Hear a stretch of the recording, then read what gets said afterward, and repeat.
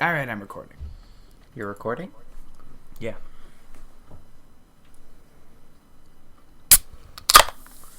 Did you hear that? Yeah, I did. That sounded horrible. It's the sound of a crisp White Claw being opened up. Wait, really? Mm-hmm. Wait, you get to drink and I have to be sober? That shouldn't be the rules of the podcast. That's the rules. It's a lime flavored one, so it's kryptonite flavored, so I can do that. I could do some green stuff. You know what I'm talking about? Yeah. I have a few green ideas. Welcome to Two Guns and a Mullet. It's a Superman podcast. Today we're talking about For the Man Who Is Everything by Alan Moore and Jungle Line, also by Alan Moore. It's DC Presents, number 85, I believe. Yeah, I'll fucking correct myself in post if I got that wrong. It's Swamp Thing Superman crossover. This is the first podcast recorded while under the influence of alien hallucinogenics.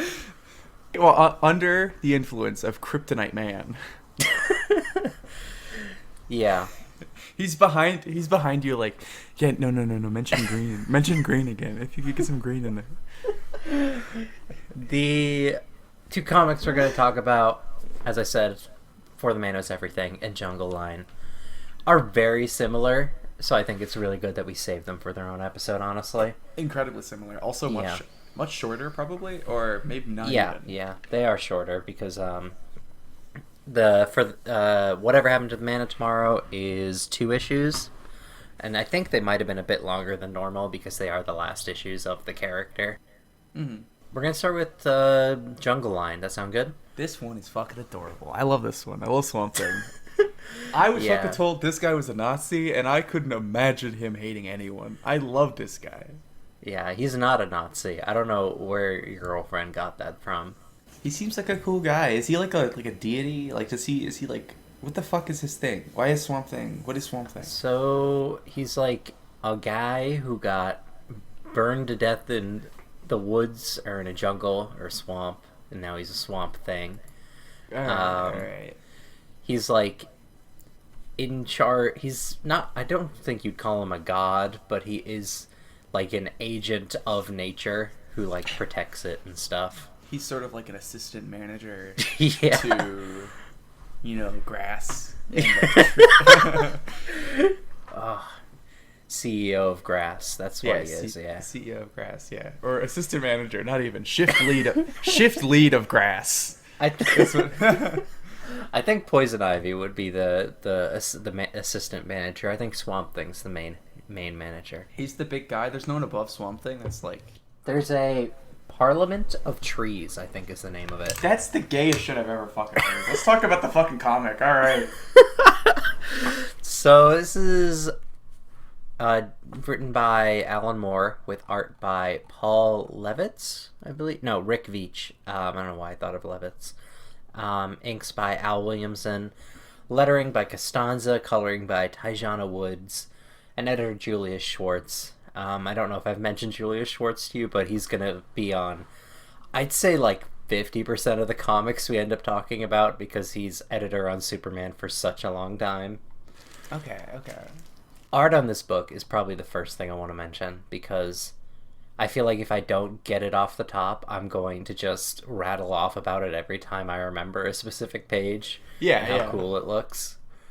The intro page where you get him driving down the interstate, Superman, and he's got like hallucinations in his periphery, and you get this amazing image of Superman like with a 5 o'clock shadow just pouring sweat. It's an amazing tone setter. I love it. He's like looking to the right. He's got guys on the right. He's got little fun little friends on the right. He's got like a shell station on the left or some shit. The dialogue that Alan Moore uses, not dialogue, the narration of this section, I think is wonderful. I love the way this book starts. I think it's honestly one of the best parts about the book is just having this. Yeah. It's a fucking great tone setter. There's a lot of specific lines in here that I kind of want to like point out. The line like the eyes that once watched Quarks at play are sunken and shot with red, really just beating him down with like telling you like how far he's fallen. Yeah. He bruises his knee on the underside of the dashboard, and the pain is no longer a novelty to him. I think like a big theme of this book that I'll end up bringing up later is like, I don't know, I think Alan Moore sees a bit of ego in Superman, which I guess makes sense. He does call himself Superman, and this is during an era where a lot of people were going with the idea that Kal-El was the real Superman identity, and Clark and Superman were both, you know, like secret identity type things. He puts on glasses and catcalls women because Superman would never catcall women. Rick Veitch pencils really shine in the second page of this book, where we get this massive skyline. You know, we see Clark's car driving down the interstate, and we get this massive picture of like this huge mammoth skull, and I think it's just amazing stuff. I think the coloring really fucking stands out. Like, it's gorgeous. I love the pink sky, and like, I don't know, something about the shading. It's just really, just this entire book, the coloring stands out so fucking much. Yeah, I had not heard of Tatiana Wood before. Truthfully, you don't really hear about colorists. They kind of get the short end of the stick usually, but it's really great on this title. I love it. Oh yeah. So the basic idea of this book, and also kind of the next book we're going to talk about, is that Superman gets a plant, and the plant makes him really sick, and he starts seeing things. It starts with he's doing Clark Kent shit, going to a science conference. You know, we get some good pencils here. I think the parts that are set with Clark are a bit less interesting than the parts where he's really sick. I think even the Clark segments are super, super engaging. Like, I love just him locking on to the moss. Oh yeah, that is actually a sequence I adore. It's so fucking good. It's like not something I would expect from a Superman book, and just the final, like the shot of his eye is so, I don't know, it's really good. It's well done. Yeah, I really love the pencils that Rick Veitch does when he's zoomed in on the moss, he's looking into it, and he starts seeing like a full-fledged jungle, which we find out is the Scarlet Jungle later on. I think the way he draws nature in this area, where it's very familiar but still very alien, is very cool. Also, just again, the coloring, so fucking good. Like, I love, there's a shot of when he's like freaking out, he's like page 1, page 1, page 2, page 2. The reflection of the sky in the water underneath the weird rhino thing is so fucking cool. Just the whole palette of the Scarlet Jungle is like my favorite. I love that shit. I feel like the Scarlet Jungle is one of those things that I'm absolutely astounded is not bought up more. Because one, it's by Alan Moore. If there's one thing comic book writers love doing, it's pointing to Alan Moore books and going, I'm going to do it again. The Scarlet Jungle, just having, you know, this very like infectious and like disgusting place with like this dark red palette with lots of pinks. It looks cool, and it's just, you get to play with fun animals, so I don't get why it hasn't popped up more. But I've only ever seen it mentioned in this and in the next story that we're doing with Alan Moore, where he gets lip service to it. It's more Krypton shit that's not like boring, like really fucking boring. Yeah. I've mentioned this before. Whenever they go into Kryptonian politics, my eyes glaze over and I start foaming at the mouth. I do not give a shit. You know, once they start like, oh, we're going to introduce a new house of all these characters, and also they're all dead already, so you don't really need to care. I'm surprised Jeff Johns hasn't made an issue about the Scarlet Jungle where only white people are allowed to go in. It's so weird. What? I would expect Jeff Johns to make a Scarlet Jungle, a Navy Jungle, a Emerald Jungle, because that's another thing he does, is just make it so that there's more colors of the thing you already know. Ah, yes, the Cobalt Jungle. All the leaves, they're a bit blue, but also a bit dark. You gotta, like scarlet. You gotta watch out for the Ebony Jungle. Jeff. No. Bad. Did I ever tell you about Simon Baz? No, I've never heard of that man. Simon Baz is a Green Lantern introduced in the New 52, so like about around 2011, 2012 or so. Mm. And he is, admittedly, I think he's a really cool character now. When he started out, I think his origin, which was written by Jeff Johns, was pretty horrendous. So he's this Muslim guy, okay? Great start to a Jeff Johns book is when he, writes people of color. And he gets taken into Guantanamo Bay, and he gets the Green Lantern ring because he has the willpower to put up with being tortured by the U.S. government. And on its own, I think that sounds pretty decent, but it's just handed really weirdly because, Jeff Johns doesn't really have the experience as a white guy to really talk about that subject matter. No, not at all. Like, I wouldn't feel comfortable writing something like that, Yeah. And I think a big part of writing is knowing what you can and can't talk about and have it resonate as real. It's the idea that Jeff Bridges wrote 12 Years a Slave and is like... Yeah. I just want to say... I'm pretty sure it was John Ridley, who's actually a comic book writer now, who wrote it. Really? That's fucking he's nuts. writing Batman right now, I think. What the fuck?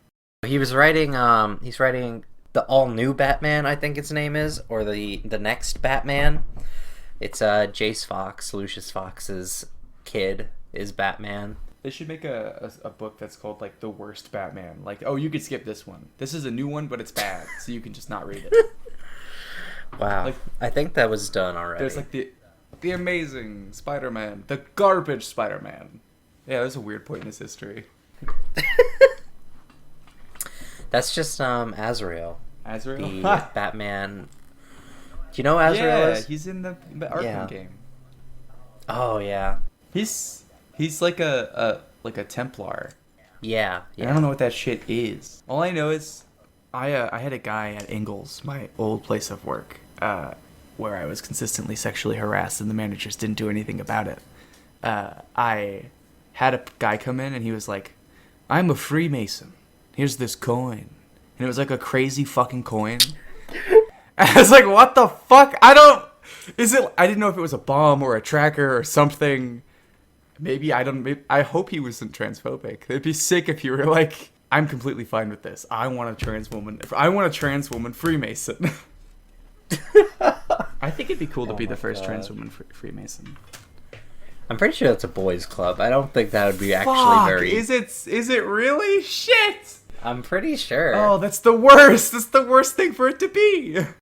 Alright, Superman jacks off in a wood or something. We get to Clark Kent, he's gradually losing his mind as he gets sicker and sicker after being infected by the moss at the science convention. And we get to see him just looking very crazy. He's screaming at hallucinations of, his Superman outfit and his Clark Kent outfit talking to each other. Which is, again, an idea of, like, they're both secret identities, which was kind of prevalent at the time. The dialogue they have back and forth with them is, I think it's really expressive. The Clark Kent suit and the Superman suit talking to each other, even though they don't really have faces. It's super cool art. I love just, like, the weird, just empty suits. Yeah. It's so fucking weird. Mm-hmm. Also, the dialogue here, again, like, I'll bring up the idea of Superman having an intense ego. And the suit telling him that, he's a legend, and that, he can't end up like this, he's gotta keep going, and the Clark Kent identity is saying, like, oh, you're just a normal fucker, and you're not important, and you should just lie down and die. Yeah, you will die. Sorry, I had to get some White Claw in my system. No, that's okay. When Swamp Thing shows up, I'm gonna do a Swamp Thing, if you know what I'm saying. Pardon? Get high. I'm gonna get high when Swamp Thing shows up. But we've got a whole other issue to do. Fuck! Ah, well, I'll be fine, I'm sure.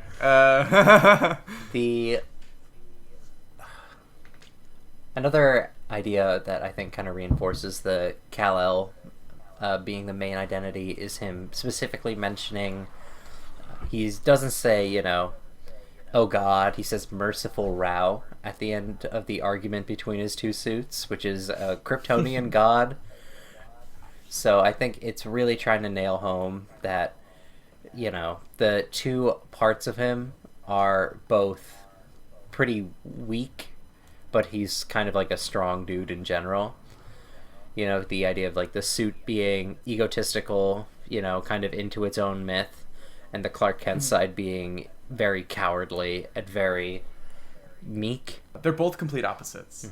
I really like the shot of him having spit in his mouth. It's really gross. Oh yeah, when he's screaming at his hallucination of his suits, and he's just, again, I love when they get a chance to show him just being crazy and like screaming and yelling. And then Superman decides to not contact any friends. Oh yeah. Well, I guess if I'm gonna die, I'm gonna die. And then he wrecks his car. Yeah. He literally, it's such a strange thing. I feel like he would ask for help, and I think it's fun. It makes sense. Yeah. You gotta have Swamp Thing somehow. But, I think it might be the point in comic history that is kind of causing it, because it's not too close to a reboot, but there was a reboot a bit ago, and I'm pretty sure Clark and Bruce basically were on the outs for a lot of the early years of the after Crisis, so maybe that came into play there. I'm not too sure. I know that in general, if Clark got sick, he would contact Bruce immediately, and he would probably contact Ray Palmer as well. And then he wrecks his car. Yeah. I do think it's really fun watching him go to a car dealership to pick up a car because he's so sick. Oh yeah, Al's used cars. Yeah, and it's got a super deal sign next to it, which oh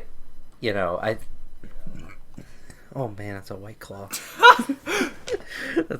He buys the car under the name Kal Ellis, which is a trope I really love, is when they play with names a lot in comic books. How does Superman have money to buy a car? He has a job, I guess. He's a reporter. Fuck. Alright. You get away with it this time, Alan Moore. You hack. You hack fuck. I'm gonna go read some more comic books by Jeff Johns now. I love Jeff Johns. And I really love how quickly this happens, where they show him buying the car, and then they say he headed south, and then you just see him asleep at the wheel, his car flying off a cliff, and then erupting into fire. Which, by the way, the fire looks sick. I love the fire in this issue. It looks so good. I love the final panel of the fire, of him just falling over. Yeah. It's completely engulfing him. The color is fantastic. It's so nice. Yeah. And while this is all happening, you kind of see from his perspective that he's running through the Scarlet Jungle in his Superman outfit, doing heroic superhero things. And I think it's really cool to have a story where Superman believes himself to be doing all this fantastical superhero shit, when really he's just lying down in the middle of the woods having a very bad fever. Yeah, he's dying. Yeah. And then you get the crossover portion. We finally get to see Swamp Thing show up, which Alright, time to hang on. You gonna go smoke some weed? I'm gonna go smoke some weed. I'll be right back. So, I don't know. Do we want to take a second to talk about how Superman is sort of God? And, maybe our opinions on belief and, human existence. As a whole. I don't think I want to talk about that. Alright, let's talk about Swamp Thing. Swamp Thing shows up, and I love the pencils on him. I love the inks on him, too. That's just another great... the pencils in it are just fantastic, as usual. The choice of, red eyes and yellow pupils is so fun. I'm pretty sure that's standard for him, but it does look really great in this issue. I imagine it's just his standard design, but it's a weird choice that I really like, especially compared to the rest of the coloring. The rest of it's so muted. Yeah, muted and especially dark on his body, where it's a mossy green. It's not a cartoony green at all. Yeah, it's a cartoony red and a cartoony yellow almost. It looks like he has fucking McDonald's eyes. But It's cool. It's good. Yeah. I really like how they really present him as like a gentle giant in this sequence, where you can see he's like rubbing back Clark's hair and to like, you know, feeling his temperature and stuff. He's just acting as like he's, you know, being a mama bear, I guess. It's also cool because he doesn't know it's Superman at this point, so he would just do this for anyone. Yeah. It literally doesn't matter that he's Superman at this point. Eventually he knows. Again, like, I really love the idea of that Superman's hallucinating this, like, epic fight with a bunch of, like, alien jungle creatures, and they're all talking to him about how he's going to die here, and he's getting all, like, angry and upset that, like, he can't die here because he's Superman. It's another idea of the story being that, like, to become a better person, Superman kind of needs to let go of his own legend and his ego, that it just keeps getting worse and worse while he's kind of falling into his own mythos and his own ego. I keep saying ego, but I don't really have another word for it. He's very vain in this issue, I think, is the big thing. Well, sort of having to confront him dying, which is like something I imagine he never thought of. Yeah. It's sort of, I think it's fun that he just completely devolves and like dissolves in him, like his fear of dying and like what that means for his status and like what he stands for as a character. I think that it also is like trying to say it like, you know, the whole point of why Superman is so important to the people in this world is that he does always win and he does never die. And of course he will die, like, I'm pretty sure a few years after this book is published. But, you know, it's treated differently here, where instead of it being a matter of it solidifying his legend by having him die to, like, fighting Doomsday, who's, like, this big agent of, you know, just destruction, genocide, and apocalypse. And in this one, he's just dying because he caught a cold and he's got the flu, you know? I didn't think about it like that. An issue that's just like Superman dies from the flu is so fucking cool. Yeah. It's a great idea. This is what a fucking, damn. I like Alan Moore a lot. Yeah. He makes good stuff. This is like my only exposure to him, I think. Like, I haven't read Watchmen. Mm-hmm. Like, I think this is a really great first impression of a writer. Yeah. I think Watchmen is a book that it's a lot of people's first comic book, and I think that's a fucking travesty because it really is so much better once you understand more about the medium and especially the genre. I think it really hits a lot harder. But I think it's a great book to start with in general. A lot of people are a lot more anti-Watchmen being your first comic book, but I think it can really get you interested in it, especially because it's an older comic. You know, having people gain more of a... I think the best way to read comics is to not read what's coming out right now because it's all overpriced, and if you go on eBay, you can find, you know, any comic you want from the 90s for like $10 and get like 7 or 8 issues. If you go in a comic book shop, you're going to pay $10 for 2 issues, you know? Mm-hmm. I think the biggest hoop for comic books is finding a way to survive in a market where you can get Netflix for $5 or whatever. Mm-hmm. I don't think it usually happens. I think a lot of people who read Watchmen just read Watchmen and then never read a comic again. So Superman's playing Mama Bear. I love him playing Mama Bear so much, and he's being a little, you know, junior detective trying to figure out what's wrong with this poor boy. And he grabs the moss and he just freaks out because it's alien and it's totally new to him. And, you know, he interfaces with all plant life. There's a shot of I really like just like the full body shot of him screaming. Yeah, is really good because it's like I really like seeing Swamp Thing in the Scarlet Jungle because I feel like we see a lot of like. Damn, I got too high. Fuck. Oh my god. No, we're good. I like seeing him interact with alien nature. I think that's cool. I just like seeing the green Swamp Thing in the big red Scarlet Jungle. Mm-hmm. I think it was a shot that stood out to me originally. I do really love in general whenever Swamp Thing, I think it's only really happened with Animal Man now that I'm trying to think of it, where we get to see them on different planets and how that affects their skill set. Do you know anything about Animal Man? No, I've never heard of Animal Man. He's a pretty simple character. He gets the powers of any animals that are near him.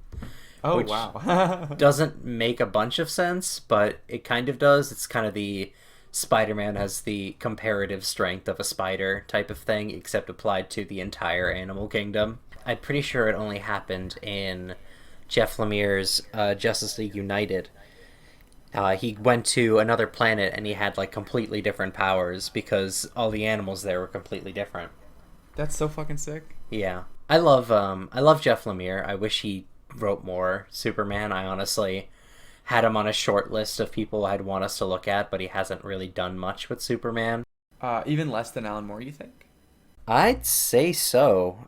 His stuff usually ends up being either very mystical or it ends up being very street level. He did Green Arrow. He did, as I said, Justice League United. And he's also he left DC kind of suddenly because he realized he could make a lot of money just doing independent comic books. Yeah. If you remember the Netflix series Sweet Tooth, do you know that one? Mm-hmm. Yeah, he wrote that comic book and he owns it outright. So he got a healthy paycheck from that. Yeah, so I guess it wasn't a terrible decision and he was right. Yeah, 100%. I think that's happening more and more. Like Scott Snyder is not left DC, but he's definitely departed from his very architectural role in the company where he'd kind of be guiding the universe, and now he's doing he's launching 6 comic books on his own through Image and through Comixology, and I guarantee that at least one of those will end up being a movie in 5 or 6 years. I'm pretty much certain of that. When did Sweet Tooth come out? The comic book? Or the original comic? I am not sure. Let me do that quick Google. Sweet Tooth came out... is a Vertigo comic. Oh no, this is actually not owned by Jeff Lemire, which I suppose is another reason why he should leave DC, because he probably did not get a healthy paycheck from this because it's owned by DC. Oh, okay. I know that Jeff Lemire has been doing... One of the things about Jeff Lemire is that his output is fucking nuts. He's always got 4 or 5 books hitting the shelves and he's writing and drawing some of them. I think the biggest one that you could probably expect is Black Hammer from Dark Horse might soon become a thing because it was very popular and very good. The time he spent at DC was he worked on Animal Man, he worked on Superboy for a little bit. He did Justice League Dark, and he did Green Arrow, and I believe that's it. He might have done other things, but none of them were as high profile as probably his Green Arrow and Justice League Dark and Animal Man stuff. But getting back to the comic, we get to see a really fun panel. I love this one where Swamp Thing's further investigating Clark and he grabs his jacket and pulls it apart just like Superman would do in a classic he rips his shirt apart and flies away sequence. Yeah, very, very referential. And I love it. I think it's really well done. And I think it's interesting to see it done by someone else. Yeah, the sort of just the opposite perspective. I think it's another example of just showing how weak he is at this point and how he's dying of the flu and he's needs someone else to do all these things for him that normally he would be doing himself. Yeah, I really love using the imagery of classic Superman and classic comics and sort of viewing it from a different perspective, as opposed to him revealing his identity. It's him having his identity revealed, which I think is super fucking cool. And then there's the fucking insane panel of him zapping him with his laser eyes. Oh, and yeah. Swamp Thing looks adorable. He looks like a completely different guy. He looks so friendly, and I hate Superman for doing this to him. When he rips the shirt open and Superman just jolts awake, screams, "Get away from me!" and immediately vaporizes him or at least tries to. And I think it says specifically, Swamp Thing says, "There is a hole in my chest. It will heal." It's like Superman immediately goes for pretty much murder as soon as this person touches him. It's a good thing that it wasn't like just a person, and it was Swamp Thing. Yeah, Superman's pretty fucking stupid in this issue, in general. Well, he does have illness. Yeah, he is sick, but he could very easily get someone to fix him, I'd say. I mean, he knows, like, Green Lantern. There's definitely, like, space doctors and stuff, you know? He's got resources. No, he's got to go in a car. He's got to go buy a... Fuck, I got to buy a car. There's nothing else I could do about this whole thing. Once he wakes up, just going nuts, like shooting fire out of his eyes. I love when they play with how the laser vision works in comics. Yeah, the way they portray it in this is insane. Just like fire eyes. I think it's super cool. It's also like a it's sort of built up to, because it's not portrayed like that the entire issue. It's sort of just in the mood of the scene of him just being deranged and like destroying everything until eventually Swamp Thing's like, "Hey, buddy." Hey, he just no. kind of walks over, touches him on the shoulder, and he kind of gets teleported into the Scarlet Jungle, you know, hallucination he's in. And he just tries to, like, calm him down, basically. He just tries to be a good friend, which I find very fun, you know, having to resolve this sort of conflict just through kind of talking to each other. Yeah, it's sort of what I think is like the best part of this chapter and what it sort of is building up to. I imagine this is the concept. Like, if this is a concept book where it's like this happens to Superman, it's like Superman gets sick and a friend just sort of works it out with him. Like sort of just nursing your friend when they're hungover. Is the way I viewed it. I think it's super, super cute. Yeah. For a book that's like, I don't know, it's not that long, but it ends way stronger than it starts, even, I think. Yeah. Because you were mentioning that the part of him, like the cold open of him just being fucking insane, with a 5 o'clock shadow holding a rock. Yeah. I think that's great, and I think the way it ends is even better for me. Yeah, I think it's also a testament to the fact that, like, his first decision is to not ask his friends for help, but to immediately buy a used car, drive south, and hope that he dies alone, you know? Yeah. And he ends up just finding a new ally along the way. And there's these great panels where we see Swamp Thing's in the hallucination, and Clark is still, you know, going crazy, and, like, he's crushing his hand, he's shooting lasers at him. He punches him really hard, and you see, like, him just go flying, and you just see, like, his feet as he collapses into, like, a pile of mammoth bones. That shot sucks so much. It's so funny. It's so funny how poorly portrayed him getting punched is. I love it. It's so out of place with the rest of the art. Yeah, I think, you know, in general, everything in this issue really hits the horror tones. I think once they try and do the more action-y stuff, I feel like it would look pretty okay in a normal issue. Although the feet flying through the air probably wouldn't. Yeah, no, the feet flying through the air is still hilarious. I do like that, you know, Swamp Thing never actually fights back. He just kind of lets him wail on him and then forgives him for it immediately. Because he's a friend. He's everyone's friend. The final panel after, you know, Swamp Thing convinces Clark that the way to beat the illness is to stop, you know, fighting it off and just, you know, go through the, you know, damage, you know, let it kind of take its hold. There's this great panel where Swamp Thing is sitting on the ground and Clark is, like, laying in his lap and they're holding hands. Yeah, it's super cute. I think it's really, really heartwarming. It's like they're dating, basically. That's how it looks. I think, yeah, this is the start of a beautiful relationship. And I just want to say more hints at things to come from Alan Moore. Yeah. By Cool Darkness, by Endless Green, and then Superman sort of gets engulfed in like sort of almost a radiation and Kryptonite is green, and Kryptonite Man is green. So I think this is a sign of things to come. I think he was referencing the fact he's gonna have Kryptonite Man kill Superman in the next issue. I'm excited. You know what I found out the other day? I was doing research. Kryptonite Man does not have a name. Not the version we saw. He's just Kryptonite Man. So he does have a name, is what you're saying?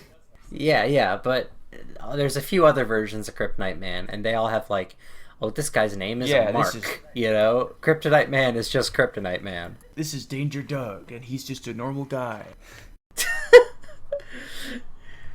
We then get, Swamp Thing kind of just like leaves Superman behind. He's just like, okay, he'll live, and he walks away off into the jungle, which has just been destroyed by Superman. You can see like the trees are on fire and all these things, and Swamp Thing's just happy to have like helped him out. He's not upset about it or anything. He did it. His job is done. His friend feels better. Now he can just leave. And then Superman's like, "Oh, I feel fucking amazing," and he like insane like muscle bursts his shirt and coat off. Yeah, it's like The Rock in which Fast and Furious is it, where he has the cast on and he flexes it off? Oh, that's like 6 or some shit. Who cares? Yeah. But he literally does that with his jacket. He just flexes really hard and it bursts into ribbons. And we end the issue with just Swamp Thing walking away. I really like this one. It's very sweet, and I think it's very personal for Superman. It really dives pretty deep into a lot of subject matter involving like death and stuff like that. Especially his death. So before we get into For the Man Who Has Everything, I want to try out a little segment. We're in the early stages of the show. We're figuring things out. Everything's a little loosey-goosey. It's the honeymoon period. It's only going to get worse. All right. Yeah. Bree, I want to play the name game. What's the name game? The fuck is that? The name game is where I give you the name of a DC Comics character who you almost certainly have not heard of. And you have to give me a basic idea of what you think their deal would be. That sounds horrible. Let's do it. All right, this one, it sounds really basic. But trust me, I love this dude's power. It's really fucking fun. Okay. And it's also really ridiculous how his story comes about. Gunfire. Gunfire? Yeah. Gunfire? Yeah. That's such a sick name. Would you buy that comic if it ran for 4 issues and then got canceled? I think I would buy that comic if it ran for 4 issues and got canceled. Any comic that's less than any, like... If it gets to double digits, I'm not interested, I'll be honest. Then you're going to hate our Greg Pak miniseries. If it gets to double digits, I hate it. But if it gets to quadruple digits, I fucking love it. Gunfire, what the fuck does he... Okay, so he obviously doesn't do gun stuff. He hides from gunfire. So, like, he has, like, a shield. And he's sort of, like... Maybe he's, like, very patriotic. So he has, like, a shield and he's patriotic and has, like a super... Like, he's like a super soldier. And he could be a captain, I think. So I think he sort of is like super strong and has a shield to block bullets. Okay. So you pretty much said the exact opposite of what this guy is. Fuck, what the fuck? Gunfire is Andrew Van Horn. He's introduced in 1993 in a Deathstroke comic, which is part of the Bloodlines tie-in. Mm. So Bloodlines was this big event that DC did when they were fucking terrified that Image Comics was now a more popular publisher than them. So the order was Marvel, Image, DC. DC was not doing very well, is basically all I'm saying. And so they had this big event where the idea was to just introduce a fuck ton of new characters, and every tie-in introduced a new character which they said would be super duper important and you'd want to pay attention to. So the Gunfire one was in Deathstroke's comic. He was created by Len Wein, who created Wolverine, just to name someone big, Len Wein's a big creator. Having him on Deathstroke was probably a big deal. The Bloodlines event had these things called parasites, which were very clearly just the xenomorphs from Aliens. Mm-hmm. There was like 5 of them, and they would eat people's spinal fluid, and they were invading the Earth. Yeah, that's so sick. But the thing is, for some reason, every now and again, when they tried to eat someone's spinal fluid, they wouldn't die. They would become a superhero. And so this happened to Andrew Van Horn. He's a pretty normal dude, from what I know of him. Yeah. But the power that he gets is that he can make anything he touches into a gun. Now, how do you think that would work? I'm wondering. If he picks up a hairbrush, how does that become a gun? I imagine he like picks up a pen and it like anamorphs into a gun. No, it's far worse. There's a wonderful cover of Gunfire where he is holding a lamp, and it is clearly just a lamp, and it is shooting lasers out of it. Oh my, okay, so wait, the things are just guns? Yeah. So he picks up a pen and shoots a pen? Yeah, and it's just, when I heard about this dude's powers, my immediate question is, why doesn't he just have, like, brass knuckles on his hand and shoot those all the time? Why is he gonna be like, oh fuck, I need to find a lamp? Oh, God. God, can I take anyone's shoe? Also, he's always wearing gloves, is another thing. He's wearing fingerless gloves the whole time, and that apparently doesn't count as touching something. What a piece of shit character! Yeah. How old is he? He had a 14-issue series from 1994 to 1995. And then, in 2019, with the Heroes in Crisis comic book, which was this Tom King murder mystery comic, which I actually think we might cover one day, so I won't get too in-depth into it. He dies, like, off-panel. That rocks. Good. Yeah. It's his first and last appearance in the new continuity, as he immediately dies. Ha! I think Gunfire, this should be the first and last appearance of Gunfire in the 2 guns and a bullet continuity. I like Gunfire. I think he's funny. He is fucking hilarious. He sucks so bad. There's this great panel from the Bloodlines event when they were ending it, where all these 24 characters that are all fucking terrible. There's like 24 or 26 of them or something. And I think only one of them like sticks around more than like 3 years. And that's Hitman. It's a Garth Ennis character, so he just kind of like writes his own books for him. But there's this panel where 2 of these random fuckers who just disappear as soon as the book ends pick up a train track, and Gunfire touches the train track and shoots the big monster with the train track. I hate Gunfire. What a shitty character. That's what happens when you like force people to make new characters, and that's like the whole gimmick, is just come up with literally anyone. We'll see what sticks. This is tree fuck. So, next up on Alan Moore's Time on Superman, the last book, For the Man Who Has Everything, by Alan Moore and Dave Gibbons.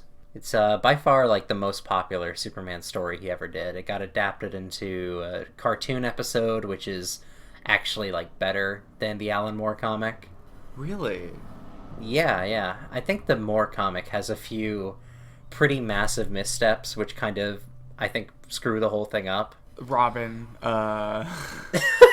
Not that. I'll get into it once we finish the book, actually. Okay. But the, again, Superman, he finds a plant, and the plant just fucks him up. He just fucking hates plants, Alan Moore. Yeah, and I want to do sort of a story where Superman interacts with some sort of alien plant. I think that would be super cool and unique. And these come out very close to each other, so I do wonder if he started with that idea and had like 2 different takes on it, and this is how they came about.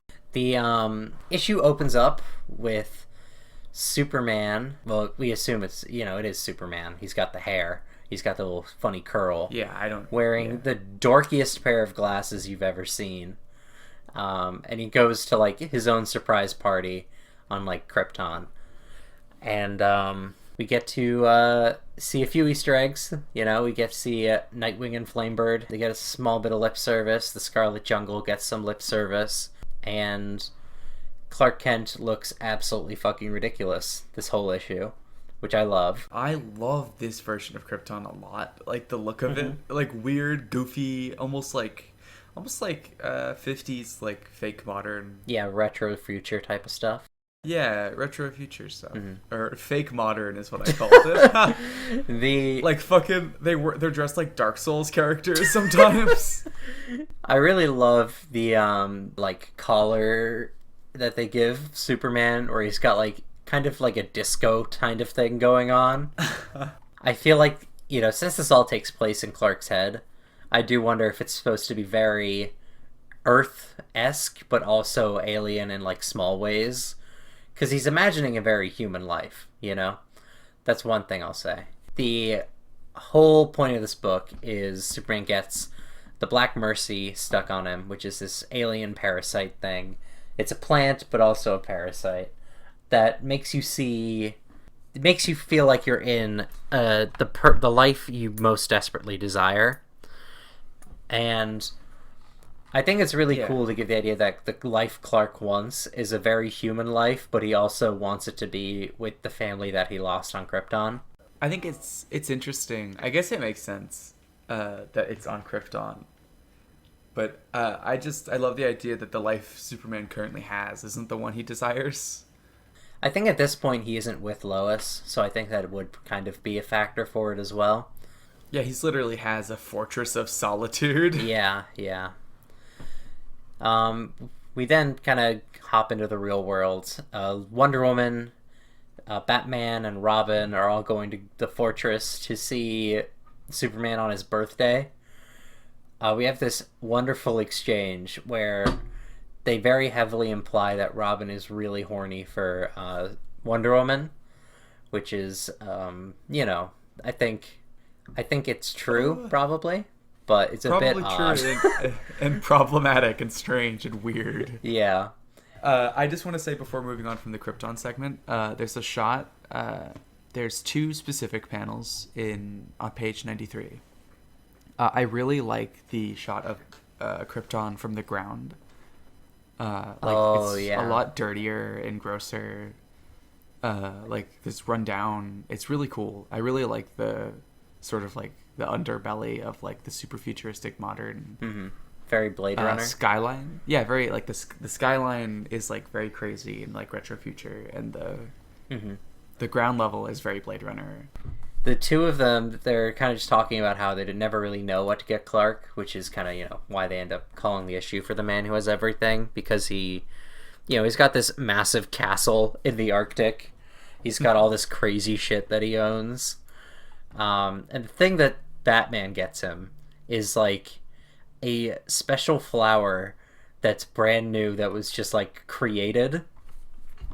And I find that really funny because it's like one of them. There's a lot of talk about Batman being a bit homoerotic. I don't think there's ever been anything more homoerotic than getting like your best bud a flower for his birthday. Yeah, getting the, you know, I got the love of my life, a new flower. Yeah. This is, you know, it just came out. It just released it. Yeah. And like Robin bought him a Nintendo Switch or some shit. Yeah. So they enter the fortress and they see Superman, and I think is a fantastic panel. I just want to say that I think up top this is amazing stuff where there's the Black Mercy, and it's got all these vines wrapped around Superman, and he looks completely dead-eyed. You know, he's got a completely blank face. It's like this full-page spread, and I really love it. Superman this entire issue just being really just sort of in the Lex Luthor position of just like out of commission. Yeah. And we get like, you know, Batman, Wonder Woman, they start investigating. They're doing, you know, detective shit, trying to figure out what's going on. Those guys, they don't really do much until Mongol shows up and starts beating the shit out of them. Well, Mongol shows up and doesn't even like isn't even like aggressive, which I think is cool. Like I don't know what he is. What the fuck is Mongol? Like, what is his thing? Mongol was created by, I believe, Jim Starlin, who is the guy who made Thanos and a bunch of other like cosmic shit at Marvel. His time with DC, really, I would describe his time with DC as him trying to do to DC what he already did to Marvel and not really succeeding, because I feel like a lot of DC's cosmic has just boiled down to it's the stuff the Green Lanterns do, and also there's some creatures that show up on Earth every now and again. He's this world conqueror, pretty generic title, I guess, who has this planet called War World, and it's like this big arena planet that he runs. Wait, that's fucking sick. Yeah, he's pretty cool. I do like him. Well, he's super charismatic. Like, literally, like, his interaction with the Justice League is so good. Just, like, I don't know, completely irreverent of, like, all of the characters. I also love the giant gloves that he has for handling the Black Mercy. I love those. Yeah. They're these big, like, golden knuckled gloves he has. Super, like, futuristic looking, kind of Jack Kirby-esque in a way. Yeah, I really like Mongol's design, like his expressions, his stature. Yeah. It's really, really interesting. I like him a lot. I think Mongol's a character that can look really shitty, but Dave Gibbons is, you know, an artist in his own league, so it's kind of, you know, it's obvious that he's going to do a good job with it. I love the thing he does where all of the shots with his eyes in it, they're like, got this dark inking around his eyes of just the shadow cast by his massive brow. Yeah.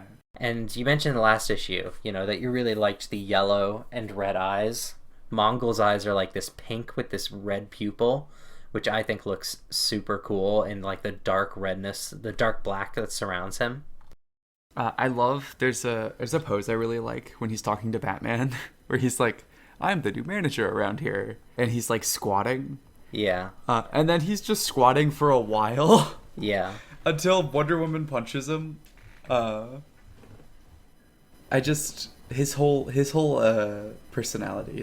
There's this great line where he is talking to all of them, and he starts talking about how in this society that they make distinctions based on gender and age, and he wants advice on who he should kill first among the three of them. Yeah. You know, he's super casual about it, and it's also like, I think it's a sign of like experience doing this, you know? Yeah.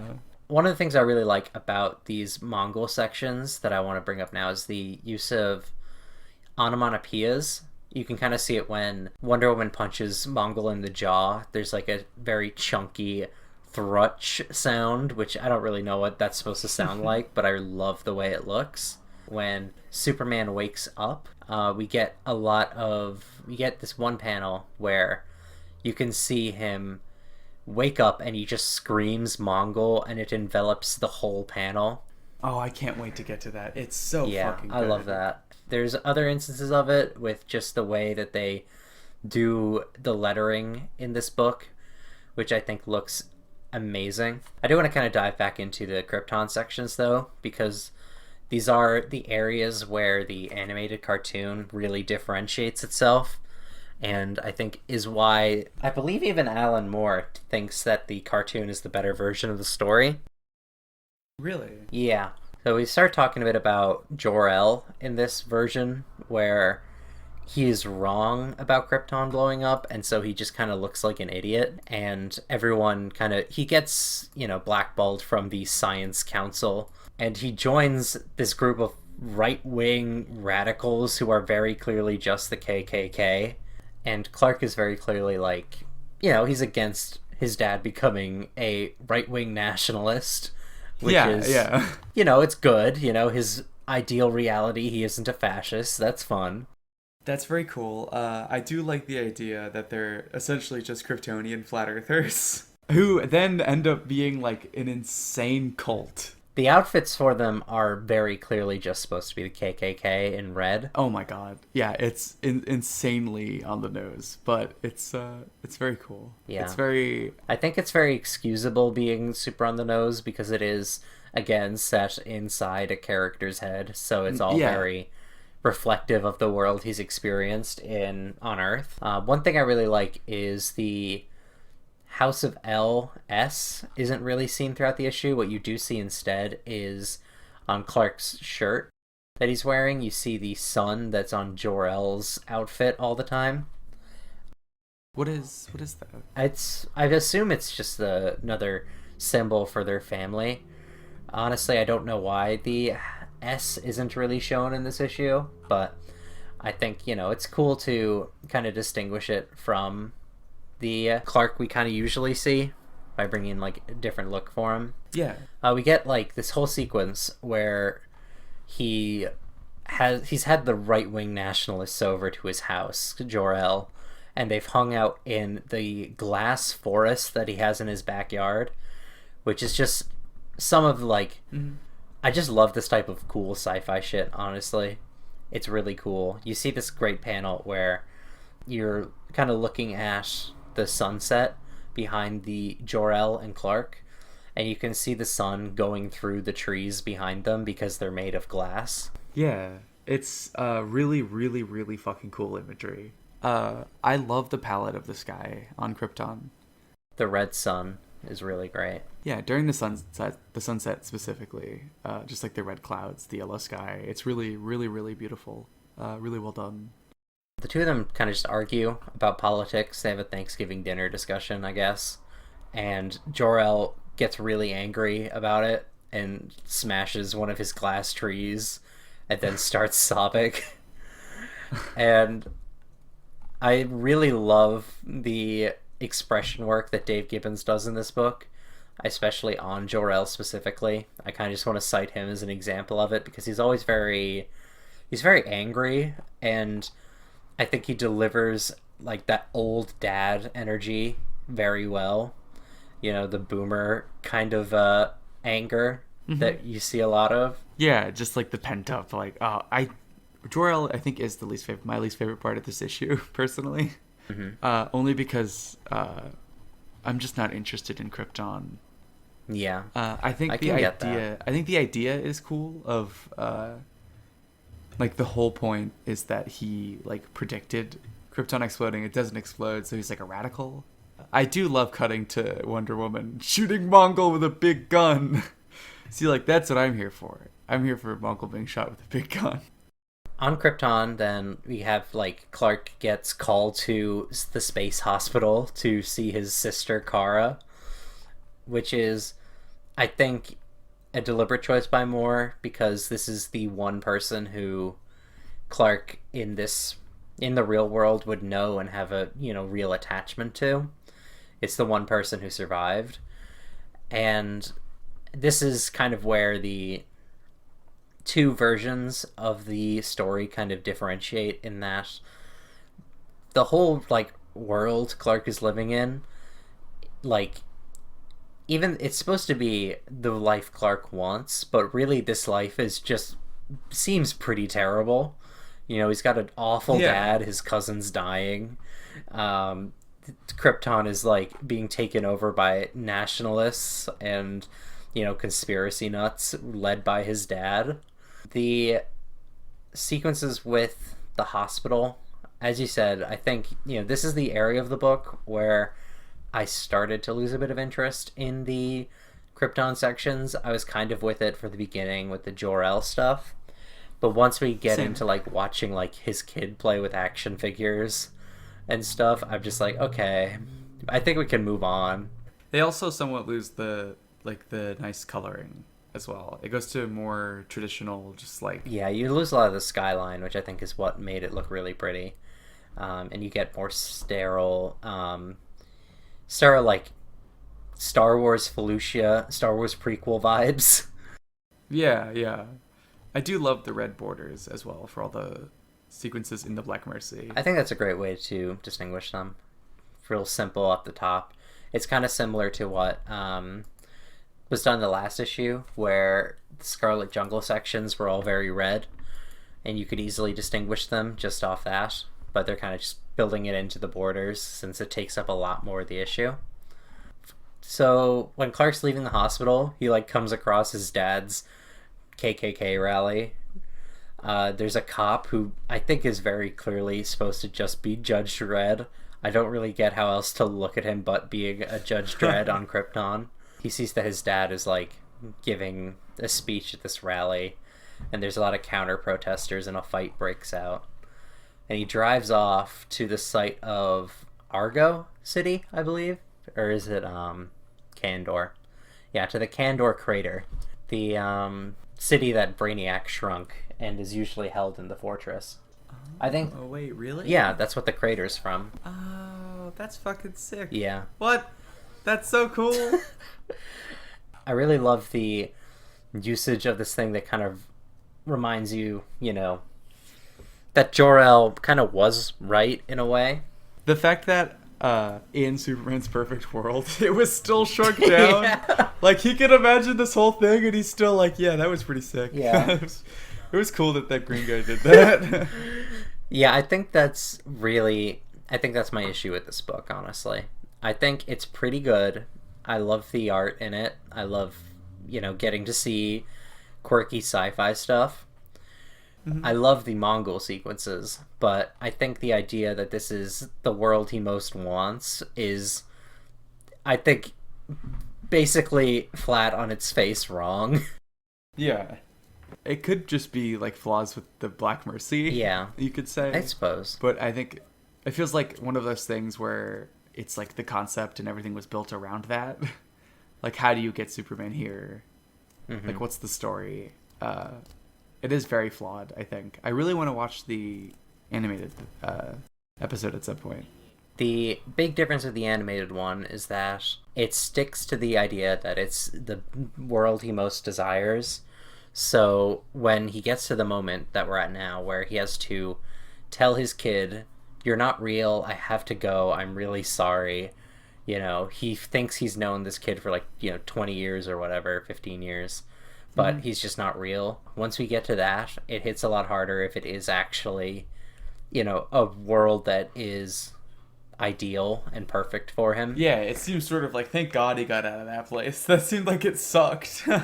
Batman and Robin are getting the mercy off him because he's, you know, starting to resist. He's telling his son that he's not real. And it eventually sticks itself onto Batman. And we get like a small sequence where Thomas Wayne deflecting the gun of the mugger and them going home from the movie theater safely, which I think is just a nice small piece of the story. Yeah, it's very out of nowhere, but I think it's like super cool. I'm very glad. I want to see what Robin's perfect world is. Well, this is Jason Todd, so I believe it would probably be him not being like a poor orphan, well, probably. I imagine it's the same exact world, but he's like 5 inches taller.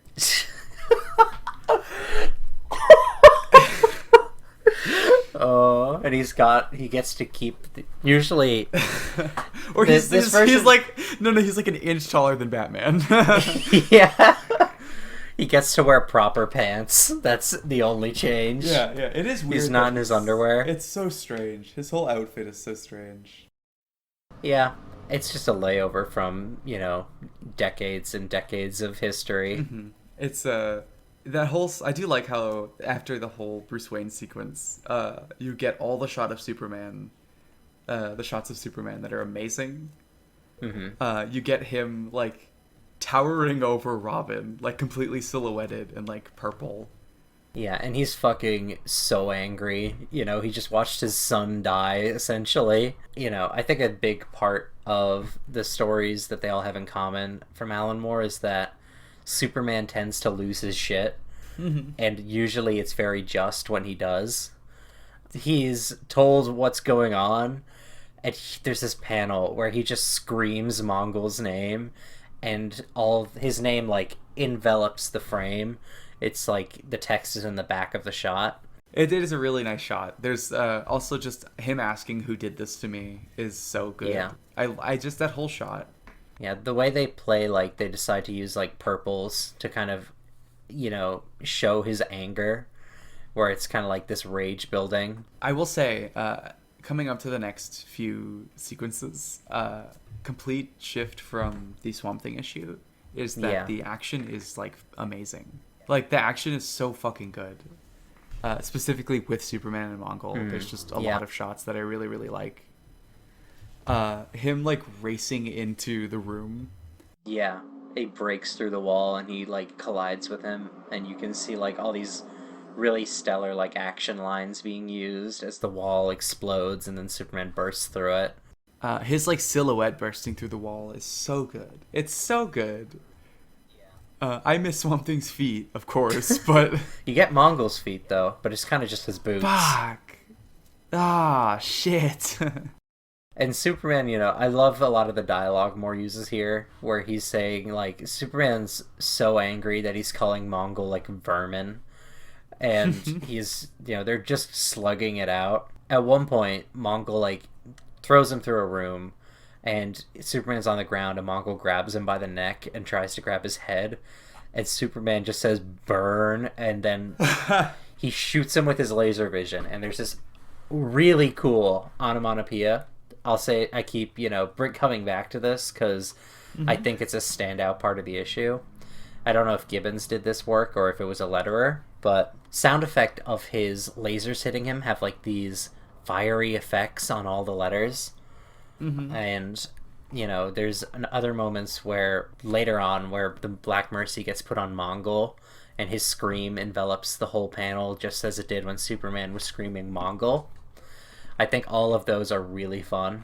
Yeah, that whole sequence might be one of my favorites. I really love the mercy being dropped on him, and him imagining because it works, like it attaches to him. But from his perspective, he kills Robin. Yeah, like you see Robin's skeleton, he smacks away the mercy and just takes over the planet. Yeah. I imagine that would work really well in an animated form. I really like other parts of the fight. We get to see, like, Robin kind of being a bit ingenuitive and, like, figuring out how to keep the mercy, you know, away from people, where he takes one of Mongol's big gloves, he puts it inside the glove and carries it with his cape. I find it funny that really Robin is a bigger hero in this story than Batman ever was. Yeah, or Superman. Like, yeah. He is the reason why Mongol gets captured. Like, he is the main force. There's a sequence where Mongol and Superman, when they're slugging it out, where they're in, like, a zoo in the Fortress of Solitude. And I think, you know, that's one of my favorite ideas for Superman, is just populating the fortress with, like, you know, fun creatures and sci-fi creations and stuff. Yeah. One of them, there's this line where Mongol hits Superman, and he gets knocked into, like, this cage full of they call them neo-moth boils, and these, like, fun little butterflies are flying away, and they're like shrieking. And they also describe this is one that I really wanted to talk about because I think it's so fucking cool. Is there's these little vapors coming off of the ground in this shot, and they describe it as 3 sentient puddles from Minrod 4 evaporate completely, leaving a faint odor of gasoline. And I love the idea that Clark has not just, like, oh, it's a weird moth, or oh, it's a weird lion. He has, like, it's a puddle, but it's alive. Yeah, sentient puddles. Yeah. And I really, like, I saw that and I was like, ooh, I want that to be, like, a real story. Maybe it is. Maybe I just need to Google it and it'll pop up, but... Like, yeah, it could be, like, referencing in lip service to shit. Yeah. I do love also seeing the statues of his mom and his dad. Oh, yeah. And his dad is just wearing the outfit from earlier in the issue. And is an old man. I love, I want to say one of my favorite action panels is when, it's during the puddles. It's when he gets punched through a wall. And Mongol's motion of, like, jumping and then him, like, thrusting downwards. Yeah. With his feet is, like, so kinetic. Like, it has so much impact. Yeah. I really love everything about the fight here. I think all of these poses really hit very well. Personally, Yeah. my favorite part is when Superman's on the ground and Mongol does like a wrestler hit on him where he jumps up in the air and slams into him feet first right on the chest. Yeah, that's what I'm talking about. That shit rocks. Just his whole, I love his stature. The way they draw, I looked up Mongol, he looks horrible. What a horrible looking creature. He looks so good in this. Yeah. I mean, it's by far his biggest appearance. Really? Okay. Yeah. There's some other stuff that we're going to actually end up covering it next time. Not next time, but the time after that. We're going to be covering a Mongol story where I think he looks pretty ugly, but I think it's a pretty good story overall. There's this brief moment when Superman like passes by his statue of his dad, where he like looks up and he just completely freezes in his tracks when he sees his father, because he's just, you know, kind of met him for the first time in a way. And I find that really cool that like they take time to acknowledge like, oh, it's kind of like traumatic what he's been through. Yeah, definitely. I mean, he imagined he watched his son die and his father be a psychopath. I love the expression on his dad in the statue, especially when it's viewed from the side when he freezes. It's almost like grimacing and like disappointment. Yeah. They end the fight with Robin coming by and just kind of dropping the mercy on Mongol. Yeah. And I love the expressions Mongol has here. He's got a very fun face, I'll say that. Dave Gibbons gives him a really fun look. The next page, there's like two different versions of the effect of the events unfolding right next to each other. The first one being Mongol's like Black Mercy version, and the other one being what really happened. And I love the way the fake version of it kind of goes down, where he just swats away the Black Mercy, fires a laser from his chest, and vaporizes Robin, and he just like chokes the life out of someone, and you see like the blood splatter from his hands. And you look on the other side and the colors are completely different. They're like way less dark and like red and scary. Yeah. And then they end the issue with like a very very homey, I guess would be the way I describe it. Very like cutesy moments where very slice of life. Yeah. Where they give the gifts to Superman, and Wonder Woman's one is a duplicate of the city of Kandor, which apparently was enlarged at this point. I did not know about that, but Superman like flies back into his cave, takes the city of Kandor duplicate he already has and puts it in his closet so that he can make Diana feel good about getting him something new. Oh my god, that's adorable. I didn't realize that's what was happening. Oh my god! That's so cute. Yeah. I love this issue. I love this one. I really like this bit at the end. I think I'm kind of maybe a bit too much of a sucker for cute shit with Superman, but I think this stuff is really great. And they end the issue with, you know, more Mongol's point of view. You just see him like standing the way Superman did, completely like blank face, no emotion showing, and you see what he's watching, and he's like on this giant throne. He's on Warworld. He's got tons of servants. If you look among his servants, I think one of them is meant to be Brainiac. I'm not too sure. Which one? The one that's kissing his hand. I believe that's supposed to be Vrildox. I'm not too sure though. Vrildox? Yeah, that's Brainiac's name. Don't fucking call him Vrildox. Just call him Braino, whatever the fuck. Yeah. I'll be so mad if I know Brainiac's real name. And that's the end of the story, you know? They say the final line is, he is content, with Mongol smiling ear to ear that he's taken over, you know, the galaxy or whatever. Yeah, he has a big Death Star. Yeah. Overall, I think this issue is really good.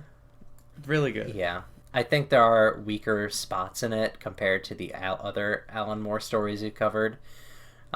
Mainly that, like, the Black Mercy, what the Black Mercy does and what it's supposed to do are so different that, like, it kind of ruins the punch of one of the biggest moments of the story, where Superman says goodbye to his kid. Yeah, Superman. I think Superman in Krypton is definitely the weakest point, but everything else is like, so good. So do you want to talk about what we're reading next week? Because it's a pretty exciting one. Right. I just, I love Kryptonite Man, and I'll be honest. This is every single issue that the Silver Age Kryptonite Man, who appeared in Alan Moore's Whatever Happened to the Man of Tomorrow. There are other Silver Age Kryptonite Men, but none of them compare. They don't compare. There are a few Kryptonite Men here and there, but not our Kryptonite Man. So we're just the first instance of someone being called Kryptonite Man is actually Lex Luthor. What? Yeah, he had like a harness thing that shot kryptonite stuff. And he became Kryptonite Man? Yeah. Was he green? No, he was not green. He was just Luthor with like a thing on his chest. There's also another Kryptonite Man who I think happened during the Silver Age, where he's like a big green ogre made out of rock. But we're just going to focus on the little green elf. The man in the pink leotard, Yeah, the green elf in the leotard. I'm wondering, did you notice, I didn't register it until I was making the cover for next week's podcast, but Kryptonite Man has like really weird underwear on. Like they've got little like bulging things on his legs. What? Look at a picture of him right now, and you'll see that he's got these two like.